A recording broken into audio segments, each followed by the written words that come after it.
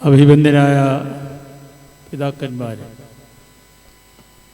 ബഹുമാനപ്പെട്ട കോറപ്പീസ്കോപ്പമാർ, വന്യ റമ്പാശന്മാർ, വൈദിക സഹോദരങ്ങൾ,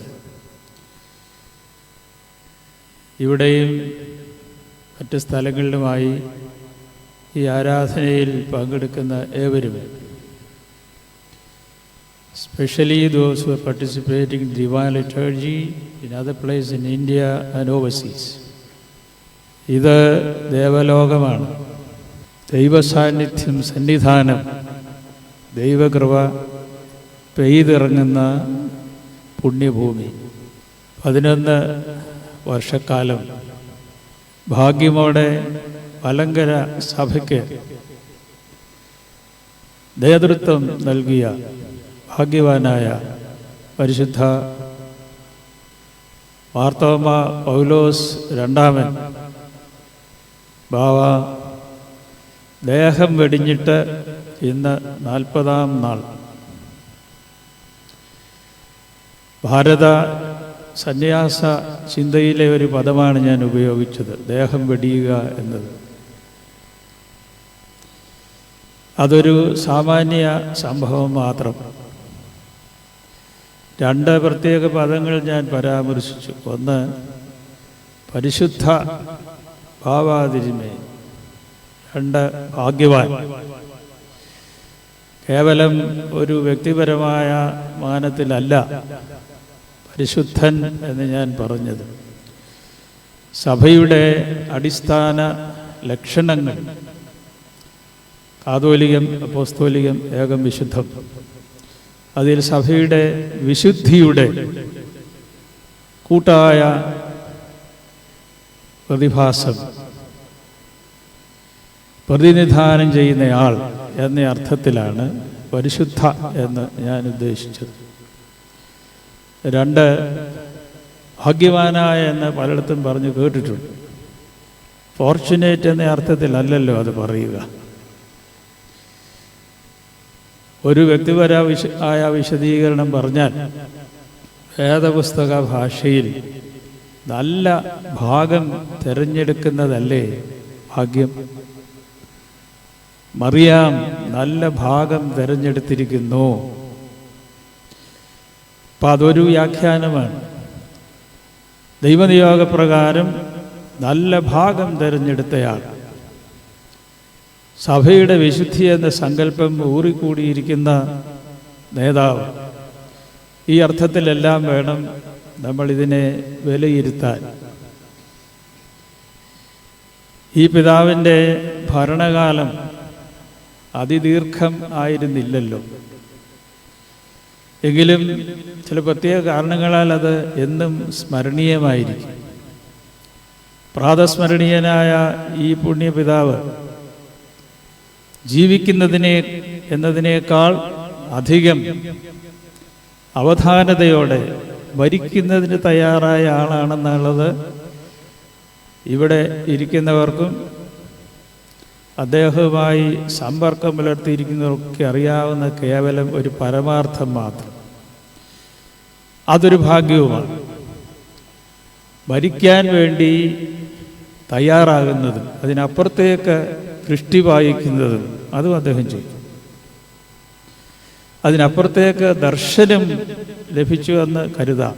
അതിനെക്കുറിച്ച് ചില പരാമർശനങ്ങൾ അദ്ദേഹം പരുമല ആശുപത്രിയിൽ വെച്ച് പറഞ്ഞിട്ടുമുണ്ട്. എത്ര നന്നായിരിക്കുന്നു, അവിടെ ആരൊക്കെ ഇന്നാരൊക്കെ ഇല്ലേ എന്നിങ്ങനെ. ഇത് കേവലം ചില ഭൗതിക സീമകളെ അതിർലംഘിക്കുന്ന അദ്ദേഹത്തിൻ്റെ ദർശനമോ ധാരണയോ ഒക്കെ ആയിരുന്നിരിക്കുമല്ല. അനിവാര്യമായ ദേഹാന്തത്തിന് വേണ്ടി ഒരുങ്ങുന്നത് അത് ഒരു മതമേലധ്യക്ഷന് യോഗ്യമായ നിലയിൽ, സഭയുടെ വിശുദ്ധിയുടെ പ്രതീകം എന്ന നിലയിൽ അദ്ദേഹം നന്നായി ഒരുങ്ങി. ദൈവം അനുവദിച്ച പ്രകാരം അദ്ദേഹത്തിന് ശാന്തമായ ഒരു അന്തവും ഉണ്ടായല്ലോ. അപ്പോസ്തലന്മാരുടെ നടപടി പുസ്തകം 20-ാം അധ്യായത്തിൽ നിന്ന് ഇവിടെ ലേഖന ഭാഗം വായിച്ചത് നമ്മൾ കേട്ടു. അതിലെ 2 വാക്യങ്ങൾ ഇങ്ങനെയായിരുന്നു: നിങ്ങളുടെ ഇടയിൽ സുവിശേഷം പ്രസംഗിച്ചുകൊണ്ട് നടന്നവനായ എൻ്റെ മുഖം നിങ്ങളിനി കാണുകയില്ല എന്ന് ഞാൻ അറിയുന്നു. 20-ാം അധ്യായം 25-ാം വാക്യമാണ്. 31-ാം വാക്യം: ഞാൻ ഇത്ര നാൾ കണ്ണുനീർ പൊഴിച്ചുകൊണ്ട് നിങ്ങൾക്ക് പല മുന്നറിയിപ്പും നൽകിയിരുന്നല്ലോ, അത് മറക്കരുത്. ഞാൻ പരാവർത്തനം ചെയ്യുകയാണ്. ഇത് മിലീത്തോസിൽ നിന്ന് യെരുശലേമിലേക്ക് പോകുന്നതിന് മുമ്പ് അവിടെയുള്ള സഭാംഗങ്ങളെ വിളിച്ചുകൂട്ടി ഭരതവാക്യം ചൊല്ലുന്നതാണ്. നിങ്ങൾ ഇനി എൻ്റെ മുഖം കാണുകയില്ല എന്നുള്ളത് കേട്ടപ്പോൾ അവർക്ക് സങ്കടമുണ്ട്. പക്ഷെ അതിന് മുമ്പ് പറഞ്ഞതാണ് പ്രധാനം. നിങ്ങളുടെ ഇടയിൽ സുവിശേഷം പ്രസംഗിച്ചുകൊണ്ട് നടന്നവനായ എൻ്റെ മുഖം. It is not armchair evangelism but dynamic. സുവിശേഷം പ്രസംഗിച്ചുകൊണ്ട് നടന്നവനായ എൻ്റെ മുഖം. ഈ മുഖം എന്നുള്ളത് തന്നെ വേദപുസ്തകത്തിൽ ചില പ്രത്യേക അർത്ഥത്തിൽ കൂടെ മനസ്സിലാക്കാം. യഹോവയുടെ മുഖം അന്വേഷിപ്പീൻ, എൻ്റെ മുഖം അന്വേഷിപ്പീൻ എന്നും, ഞാൻ നിൻ്റെ മുഖം അന്വേഷിക്കുന്നുവെന്നും, എൻ്റെ മുഖം മറച്ചു എന്നൊക്കെ പറഞ്ഞ് വ്യക്തിത്വത്തിൻ്റെ സ്പഷ്ടമായ ബഹിർസ്ഫുരണമാണ് മുഖത്തുള്ളത്, കാണുന്നത്. ഈ പിതാവിൻ്റെ മുഖം വളരെ തെളിഞ്ഞതായിരുന്നുവല്ലോ, പ്രസന്നവദനായി.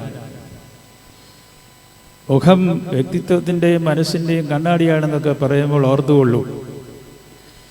പ്രത്യേകാൽ ഇദ്ദേഹത്തിന് ഒരു ഗ്രാമ്യ ശാലീനത, നിഷ്കളങ്കത ഒക്കെ ഉണ്ടായിരുന്നത് കൊണ്ട് ഒന്നും മറച്ചു വെക്കാൻ അറിയില്ല. അങ്ങനെ നാട്യമില്ലായിരുന്നു, ഡിപ്ലോമസി പൂജ്യമായിരുന്നു. അങ്ങനെ അദ്ദേഹത്തിൻ്റെ മുഖം ഉള്ളിൽ എന്തുണ്ടോ അതെല്ലാം അപ്പം തന്നെ പുറത്തു കാണും. മാലാഖമാർ ചിന്തിക്കുന്നത് അപ്പോൾ നടപ്പാകും, മനുഷ്യനാണെ ഒന്നുകൂടി ചിന്തിച്ചേച്ചേ ഉള്ളൂ എന്ന് പറയുന്നത് പോലെ അദ്ദേഹം മനസ്സിൽ കാണുന്നത് മനത്തിലല്ല, മുഖത്ത് കാണും. അപ്പാടെ കാണും. വിദ്വേഷമാണെങ്കിൽ അങ്ങനെ, സ്നേഹമാണെങ്കിൽ അങ്ങനെ, വാത്സല്യമാണെങ്കിൽ, കാരുണ്യമാണെങ്കിൽ അങ്ങനെ. അങ്ങനെ അകവും പുറവും തമ്മിൽ നല്ല താതാത്മ്യമുണ്ടായിരുന്ന, ഒളിച്ചു വെക്കാൻ അറിയാമേലാതിരുന്ന ഒരു പച്ച മനുഷ്യൻ. അദ്ദേഹമാണ് വളരെ ശാന്തനായി പോയിരിക്കുന്നത്. പൗലോസ് അപ്പോസ്തലൻ്റെ വിടവാങ്ങലിൽ അദ്ദേഹം പറഞ്ഞ 2ാമത്തെ കാര്യം എന്നിവിടെ വായിച്ചത്: നിങ്ങൾക്ക് ഞാൻ പല മുന്നറിവും നൽകിക്കൊണ്ടിരുന്നു, കണ്ണുനീർ ചൊരിഞ്ഞുകൊണ്ട്. അത് വളരെ പ്രാധാന്യമുള്ളതല്ലേ? കേവലം പ്രഭാഷണം നടത്തിയിട്ട് പോവുകയല്ല, കണ്ണുനീർ ചൊരിഞ്ഞുകൊണ്ട് നിങ്ങൾക്ക് വാണിംഗ് തന്നു. കണ്ണുനീർ വാർത്തുകൊണ്ട് നേർബുദ്ധി പറഞ്ഞു എന്ന് പറഞ്ഞാൽ അത് ശരിയായ ഒരു പരിഭാഷയല്ല. കണ്ണുനീർ ചൊരിഞ്ഞുകൊണ്ട് നിങ്ങൾക്ക് പല മുന്നറിയിപ്പും ഞാൻ തന്നിരുന്നു. അതെന്താണെന്ന് അദ്ദേഹം പറയുന്നു. ഈ കണ്ണുനീരിൻ്റെ ആത്മീയതയോ വേദശാസ്ത്രമോ നേതൃത്വമോ ഒക്കെ അതിന് വളരെ സാങ്കത്യമുണ്ട്. ഇവിടെ ഈ പിതാവിൻ്റെ മുൻഗാമികൾ ഇതിൽ അത് ഒരു വലിയ ഈടുവെപ്പായി കണ്ടിരുന്നവരാണ്. വലിയ ട്രഷറായിരുന്നു അവർക്ക് കണ്ണുനീരെന്ന് പറയും. ഈ സ്ഥലത്തും പല പ്രയാസങ്ങൾ ഉണ്ടായിട്ടുള്ളപ്പോൾ യൂറി സ്ഥിതിയൻ ബാവ ഉൾപ്പെടെ നെടുവടിയാരം വീണ് മറയ്ക്കുള്ളിൽ നിലവിളിക്കുന്ന രംഗങ്ങൾ ഉണ്ടായിട്ടുണ്ട്. അത് പുറത്താരും അറിഞ്ഞിട്ടില്ല. ഇപ്പം ഞാൻ കണ്ണുനീർ ചൊരിഞ്ഞുകൊണ്ട് നിങ്ങളെ പഠിപ്പിച്ചു, നിങ്ങൾക്ക് വാണിംഗ് തന്നു എന്ന് പറയുന്നത് ശ്രദ്ധിക്കണം. അതും പ്രാതസ്മരണീയനായ പിതാവിൽ സംഗതമാണെന്ന് ഞാൻ വിശ്വസിക്കുന്നു. 2014 വിരചിതമായ ഒരു ഗ്രന്ഥമാണ് ദി ആക്സിഡൻ്റൽ പ്രൈം മിനിസ്റ്റർ എന്ന്. സഞ്ജയ് ബാരുവിൻ്റെ പുസ്തകം നമ്മൾ പലരും വായിച്ചിട്ടുള്ളതാണ്. വളരെ ഇൻട്രസ്റ്റിംഗ് ആണ് വായിക്കാൻ, വിമർശനപരവുമാണ്. അദ്ദേഹം പ്രൈം മിനിസ്റ്റർ മൻമോഹൻ സിംഗിൻ്റെ മീഡിയ അഡ്വൈസറായി. പിന്നീട് അതിനകത്ത് പല കാര്യങ്ങളും കോൺഗ്രസ്സുകാർ ഡിനൈ ചെയ്തിട്ടുണ്ട്. പക്ഷേ അദ്ദേഹം അറിയാവുന്നതൊക്കെ എഴുതി. ആ ശീർഷകം മാത്രമേ ഞാൻ പറയുന്നുള്ളൂ. ബാക്കി കുറേ രാഷ്ട്രീയവും സാമൂഹികവും എല്ലാം കൂടെ, അത് നമ്മുടെ വിഷയമല്ല. ഈ ആക്സിഡൻ്റൽ പ്രൈം മിനിസ്റ്റർ എന്ന് പറയാൻ കാരണം മൻമോഹൻ സിംഗ് ഈ സ്ഥാനം തേടിപ്പോയ ആളല്ല. അന്നത്തെ സാഹചര്യത്തിൽ വേറെ ചിലരൊക്കെ ക്ലെയിമൻസ് ആയിരുന്നിടത്ത് ഈ മനുഷ്യനെ പിടിച്ച് പ്രധാനമന്ത്രി, അയാളൊരു ഇക്കോണമിസ്റ്റായിരുന്നു. അതുകൊണ്ട് വലിയ ഇക്കോണമിപരമായ വലിയ വിപ്ലവങ്ങൾ തന്നെ അതിനുശേഷം ഈ രാജ്യത്തുണ്ടായി. ഈ പിതാവ് അങ്ങനെ തന്നെ അദ്ദേഹം അലങ്കരിച്ച സ്ഥാനം തേടിപ്പോയയാളല്ലല്ലോ, അത് അദ്ദേഹത്തെ തേടിപ്പോയതാണ്. പഴമൊഴി പോലെ some are born great, some are made great, some have greatness thrust upon them എന്ന് പറയും. അദ്ദേഹത്തിൻ്റെ നടപടികളാകട്ടെ, പ്രവൃത്തികളാകട്ടെ, ധാരണകളാകട്ടെ ഒന്നും ഇങ്ങനെ ഒരു ഭാവം ഉണ്ടായിരുന്നില്ല അദ്ദേഹത്തിന്. താൻ വലിയൊരു മലങ്കര സഭയിൽ ഒരാളെ ചെന്നെത്താവുന്ന ഏറ്റവും ഉന്നതമായ സ്ഥാനത്താണ് അദ്ദേഹം ഇരുന്നത്. ഇത് അങ്ങനെയൊക്കെയാണെന്ന് ഭാവിക്കാൻ ഉള്ള അല്പത്വം അദ്ദേഹത്തിനുണ്ടായിരുന്നില്ല എന്ന് പറഞ്ഞാൽ മതിയല്ലോ. അങ്ങനെ ആക്സിഡൻ്റൽ കാതോലിക്കേഴ്സ് ഞാൻ പറഞ്ഞില്ല, ഞാൻ ശീർഷകത്തിൻ്റെ ഒരു അല്പം സാരം ഇങ്ങോട്ടൊന്ന് ട്രാൻസ്ഫർ ചെയ്തു എന്ന് മാത്രം. അങ്ങനെ ഒരാൾ സഭയ്ക്ക് വളരെ പ്രത്യേകതയുള്ളൊരു നേതൃത്വമാണ്. അദ്ദേഹത്തിൻ്റെ സ്ട്രെങ്ത്സ് ആൻഡ് വീക്ക്നെസ്സസ് മറ്റാരേക്കാൾ നന്നായിട്ട് അറിയാവുന്നയാളായിരുന്നു. അതൊരു നല്ല അറിവാണ്, അതുണ്ടാവുകയും വേണം. ഏതൊക്കെയാണ് കഴിവുകൾ ചെയ്യാമാകുന്നത്? സഹകരണത്തോട്. അബ്സല്യൂട്ട് പവർ ഒരിടത്തും ഇല്ലല്ലോ. എന്തൊക്കെയാണ് ഒരാളിലെ കഴിവുകേടുകൾ? അത് നികത്തേണ്ടതും സഹകരണത്തിലൂടെയാണ്. ഇൻ കൗൺസിൽ എന്ന് പറയുന്നത് പോലെ അത് നന്നായി തിരിച്ചറിഞ്ഞയാളാണ്.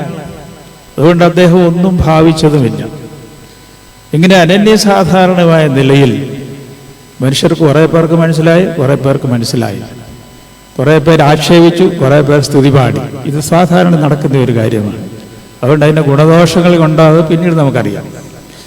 എങ്കിലും ഈ പിതാവ് ദേവലോകത്തിൻ്റെ രാജാവായി ഈ പ്രയോഗം ഗീവർഗീസ് ബാവയുടെയാണ്. ഈ സ്ഥലമെല്ലാം വാങ്ങിച്ചു കഴിഞ്ഞ് അദ്ദേഹം ഇങ്ങനെ കളിയും കാര്യവും ചേർത്ത് പറയും, എനിക്കറിയാമോടോ, ഞാനാണ് ദേവലോകത്തെ രാജാവ്. അതൊരു ആത്മീയ നിലയിൽ എൻ്റെ രാജ്യം ഐഹികമല്ല എന്ന് പറയുന്ന അർത്ഥത്തിൽ എടുത്തോളൂ. ഞാൻ ദേവലോകത്തെ രാജാവാണെന്ന് പറയും. രാജാവ് ഭരണത്തിൽ അടക്കി ഭരിക്കുന്നതിലൂടെ അല്ല രാജ്യത്വം പ്രയോഗിക്കുന്നതെന്ന് ഇന്ന് നമുക്ക് മനസ്സിലാകും. ആരെയൊക്കെ ചവിട്ടി പുറത്താക്കിയോ ഒന്നുമല്ല. അധികാരം പ്രയോഗിക്കാനുള്ളതല്ല രാജ്യത്ത് വന്ന് നല്ലപോലെ അദ്ദേഹത്തിനും അറിയാമായിരുന്നു. പിന്നെ മാനുഷികമായ കുറവുകൾ നമ്മളെല്ലാവരിലും ഉണ്ട്, അദ്ദേഹത്തിലും കാണും. ചന്ദ്രനിലും ഉണ്ടല്ലോ കളങ്കം. ഈ പിതാവിനെ സഭ പൊതുവായി പിതാക്കന്മാരുടെ പരമ്പരയിൽ അവിസ്മരണീയമായ ഒരു കണ്ണിയായി നമ്മൾ കാണുന്നു, ആദരിക്കുന്നു, അംഗീകരിക്കുന്നു. എന്നാൽ ഇന്ന് സഭ അപകടകരമെന്ന് ഞാൻ പറയുന്നില്ല. We are facing confronting an unprecedented situation. അവിടെ ധാരാളം പ്രാർത്ഥന വേണം. I just quote from the Bible, from Psalm 119, verse 126. Lord, this is the time for you to act. യഹോവേ, ഇത് നിനക്ക് പ്രവർത്തിക്കാനുള്ള സമയമാകുന്നു. വിശ്വസിക്കുന്നുണ്ടോ? We need and we should ask for the intervention of God and give space to the Holy Spirit to act. അതായി പറഞ്ഞാൽ മതിയല്ല. I repeat that, Lord, this is the time for you to act. എനിക്ക് തന്നിരിക്കുന്ന സമയം വളരെ കുറവായതുകൊണ്ട് പതിവിലും ഞാൻ ചുരുക്കും. തിരുവേനി പ്രത്യേകം പറഞ്ഞിട്ടുണ്ട് നീട്ടരുതെന്നുള്ളത്. അതിന് നന്ദി. അല്ലെങ്കിൽ ഈ അധ്യാപകർക്കുള്ളൊരു വീക്ക്നെസ് അങ്ങ് പോകും, സ്റ്റാർട്ട് ചെയ്ത് വിടുവങ്ങ് പോകും. In 1953, 28th of August, 58 years ago, Reverend Martin Luther King Jr., he gave the keynote speech. and the march to Washington, D.C. for civil rights. This happened in 1953, 28th of August, exactly 58 years and 1 week. And that speech is so famous and oft quoted. This contains a lot of Mahavakyas, like in the Vedas. We have parallels. Abraham Lincoln's Gettysburg speech, Jawaharlal Nehru's midnight hour speech, we have a tryst with destiny. At the stroke of the midnight hour, when the whole world sleeps, India will awake to life and freedom. That 1947, 15th of August, Jawaharlal Nehru and tryst with destiny in the Vikyadavaya Prasangam. Like that, Martin Luther King Jr., half a dozen times he said, I have a dream in that address. I have a dream. He repeated it. Said, I have a dream and my children, they are African Americans, black, and my children and the children of the white, they will together go to the same school and study together. I dream for that day. And that was partly realized. Surprisingly enough, this Holy Father, Paulus II Baba Tirumeni, when he spoke at the Catholicate Centenary at Ernakulam, Marine Drive, he said, I don't know who prepared it, but that contains the same sentence, I have a dream. And that dream is about the church, not his own personal selfish dream. I have a dream for this church. Later on, His Holiness used to talk about a church where is zero litigation. And obviously, you think about that litigation between two parties. No, not at all. For me, when I look at it, I think the Holy Father meant there should be Shanti in parishes.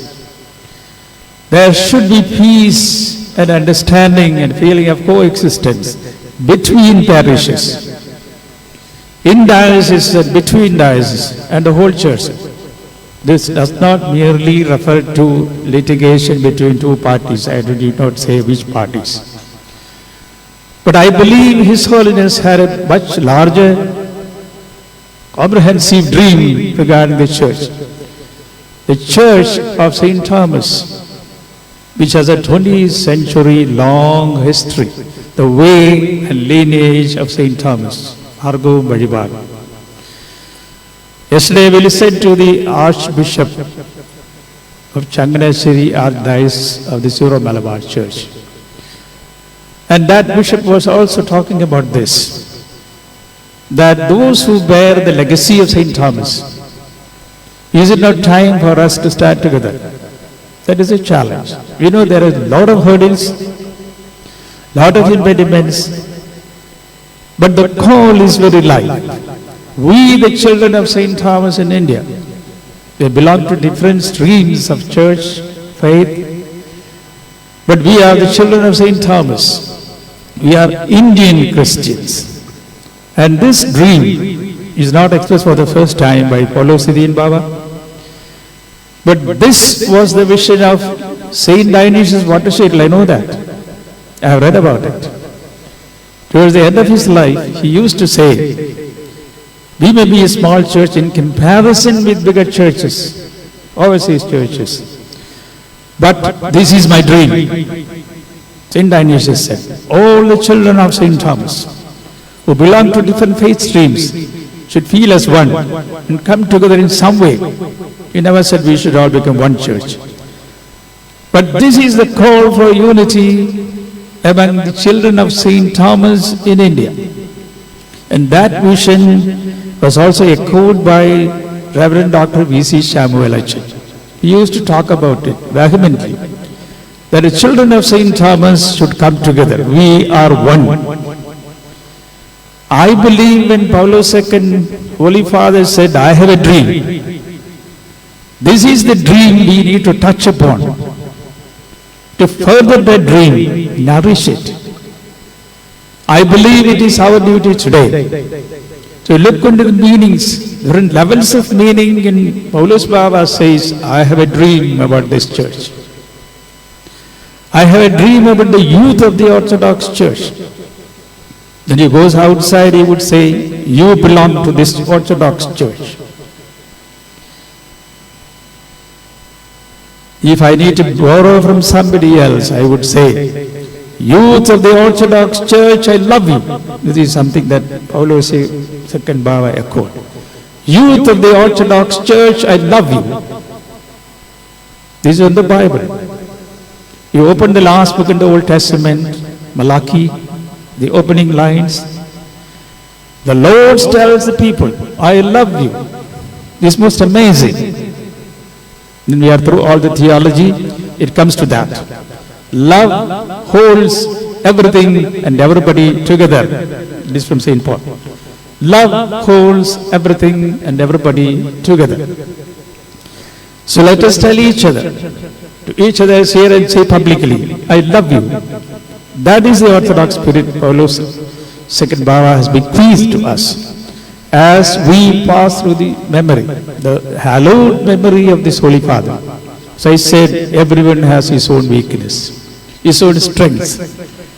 And because of his simplicity, he comes from a village, a purely village atmosphere. And that simplicity may be appreciated by many, may not be by some.